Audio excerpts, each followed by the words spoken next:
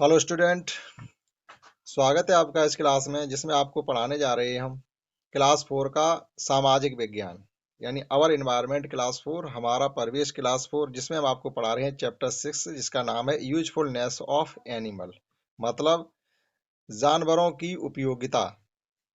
Already इसमें हम आपको 2 क्लास पढ़ा चुके हैं। आज पढ़ाने वाले इसका तीसरा क्लास, और तीसरा क्लास के साथ ही ये चैप्टर हो जाएगा फिनिश। देखते हैं इसमें क्या है। थर्ड क्लास का टॉपिक है डिफरेंट टाइप्स ऑफ क्लॉथ्स। कहने का मतलब है कि हमें जानवरों से विभिन्न प्रकार के कपड़े भी प्राप्त होते हैं। तो एक तरीके से ऐसे भी जानवर हमारे लिए उपयोगी हैं क्योंकि हम उनसे विभिन्न प्रकार के कपड़े प्राप्त करते हैं।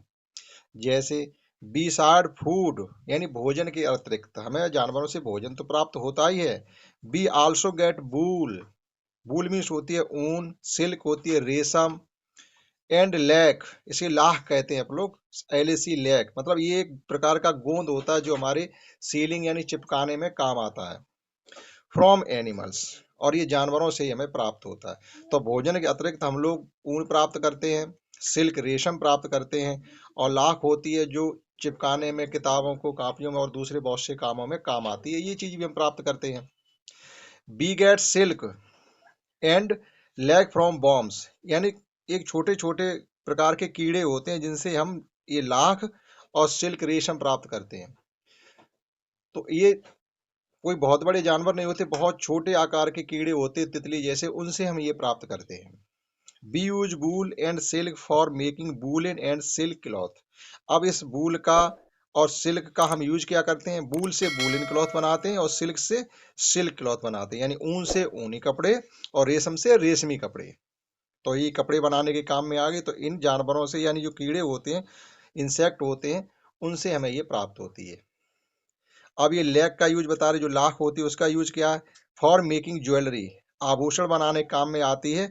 और सीलिंग पर्पस, सीलिंग मतलब मुद्रण यानी चिपकाने के काम में गोंद का प्रयोग किया जाता है, यानी गोंद के उद्देश्य से, यानी चिपकाने के उद्देश्य से इसका प्रयोग करते हैं। ये ज्वेलरी में भी काम आती होगी क्योंकि इससे जो इसकी बाइंडिंग होती है वो मजबूत रहती है इसकी।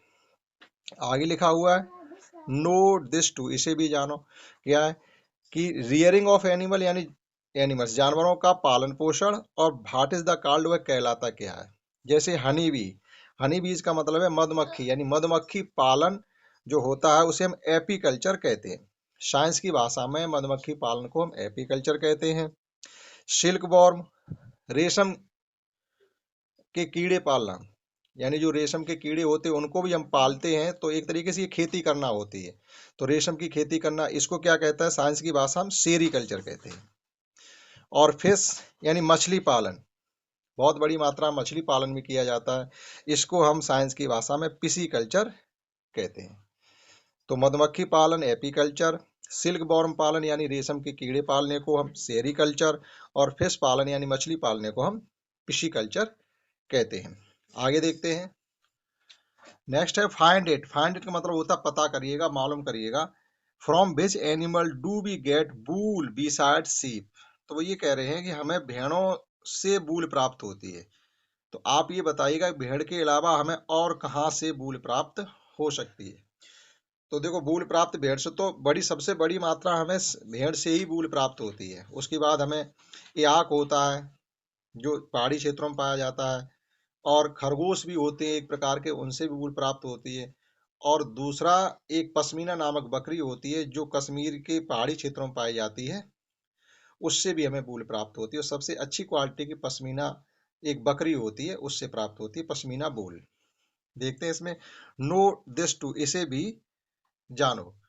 द वर्ल्ड फेमस पश्मीना, देखो वर्ल्ड फेमस यानी विश्व प्रसिद्ध पश्मीना, ये विश्व प्रसिद्ध सिल्क वूल होती है जो हमें पश्मीना बकरी से प्राप्त होती है।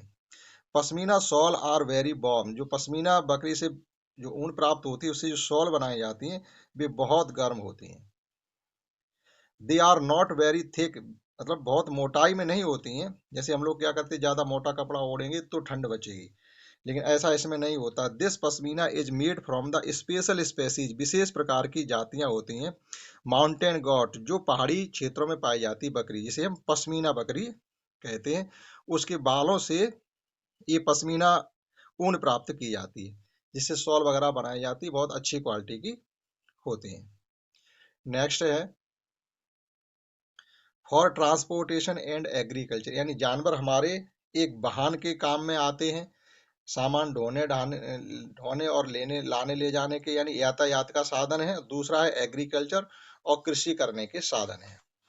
तो ये भी एक जानवरों की उपयोगिता हो गई कि हमारे एक यातायात के संसाधन है और खेती करने के भी साधन है। जैसे some animals are useful for us in means of transport also.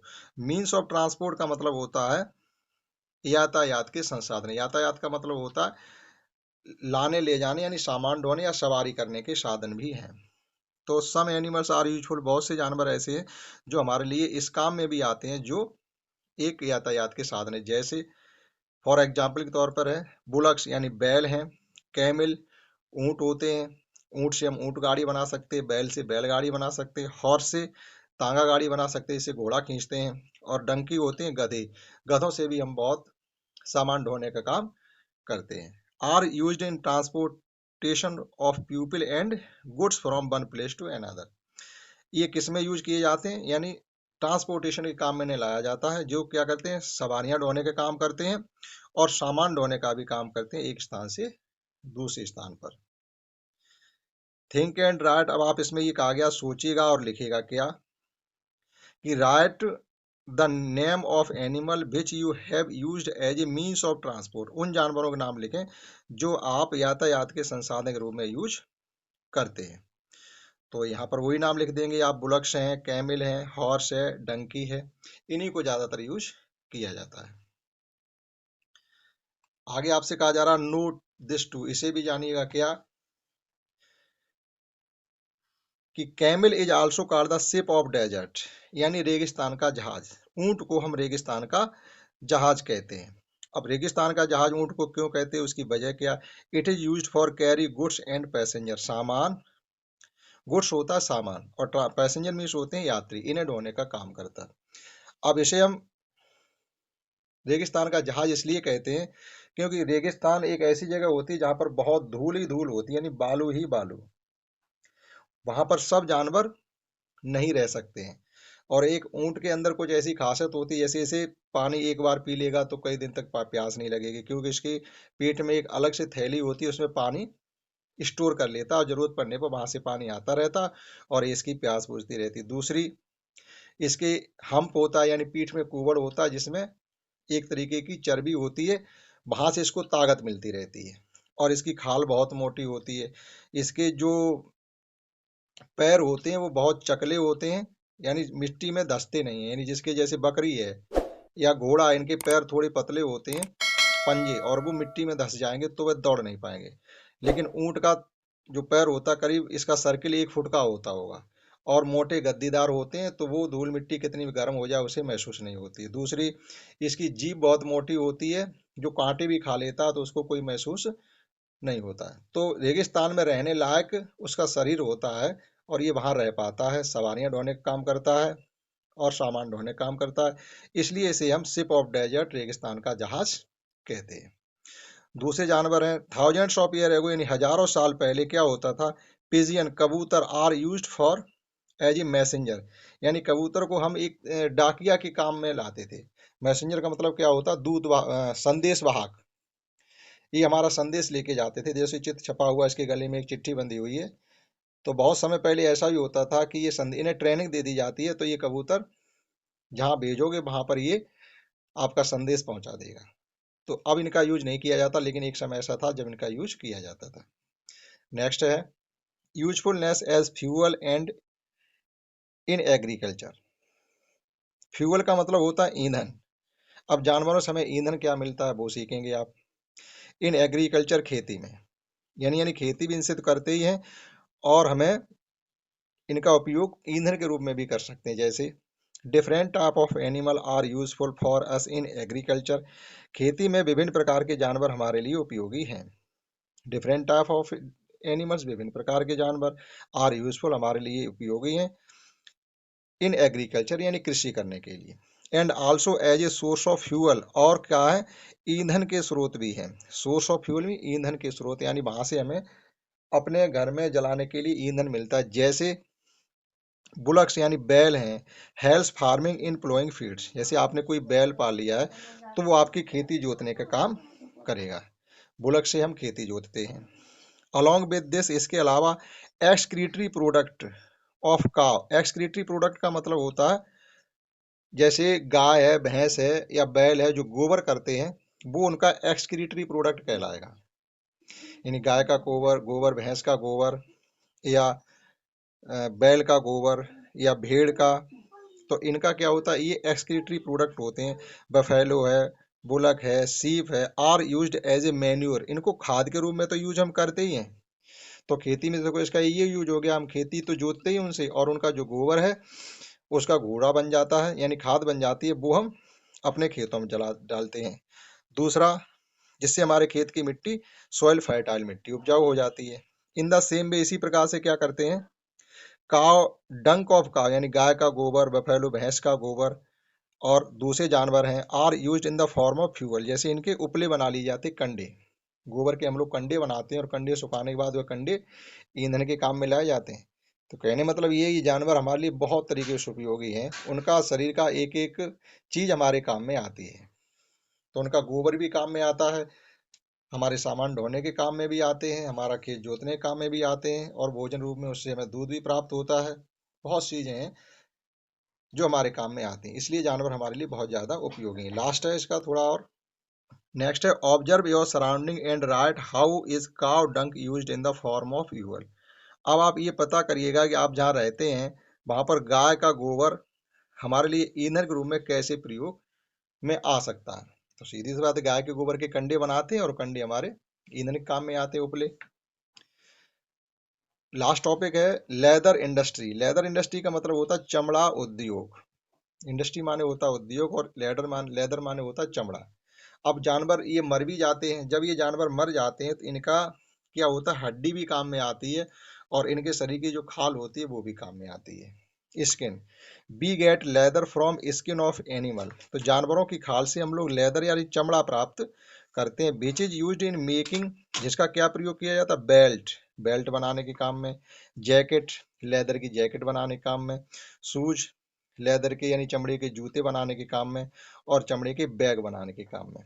तो जो उनके मरने के बाद जो खाल होती है, स्किन, वो भी हमारे काम में आ जाती है, और उसके कई प्रकार के प्रोडक्ट बनाए जाते हैं।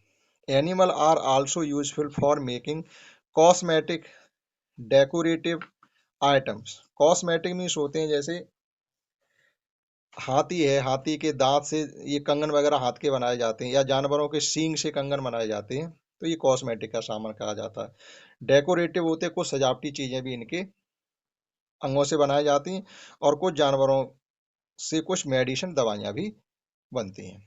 तो देखिएगा, ये कॉस्मेटिक का सामान, डेकोरेटिव सजावट का काम, और कुछ दवाइयाँ भी इनके जानवरों से बनती हैं। लास्ट है नो दिस टू, इसे भी जानिएगा क्या, earthworm is live in the soil. Earthworm होते केंचुए, आपने देखा जब बारिश हो जाती है तो मिट्टी में केंचुए आपको जमीन पर रेंगते हुए दिख जाएंगे, वो अर्थवॉर्म होते हैं। केंचुए लिव इन द सॉइल, ये मिट्टी में रहते हैं, and help in making the soil fertile, और ये इनका काम क्या है कि हमारे खेत की मिट्टी को उपजाऊ बनाना। उपजाऊ ऐसे बनती है क्योंकि इस मिट्टी को ये उसको निकालते रहते बाहर, उसको थोड़ा पोला बनाते रहते, जिससे वहां पर एयर है और सनलाइट है वो पहुंच पाती है, जिससे वह मिट्टी हो जाती है फर्टाइल। देयरफॉर, इसलिए होता क्या है, it is called farmers friend, इसलिए केंचुओं को हम क्या कहते हैं, किसान मित्र। तो केंचुओं को किसान मित्र के नाम से जाना जाता है, जैसे कबूतर को मैसेंजर के नाम से जाना जाता है, और ऊंट को डेजर्ट, शिप ऑफ डेजर्ट यानी रेगिस्तान के जहाज के नाम से जाना जाता है। तो इस क्लास में हमने आपको कंप्लीटली ये चैप्टर पढ़ा दिया, आशा करता हूँ आपने समझ पाया होगा। दैट्स ऑल, जय हिंद, जय भारत।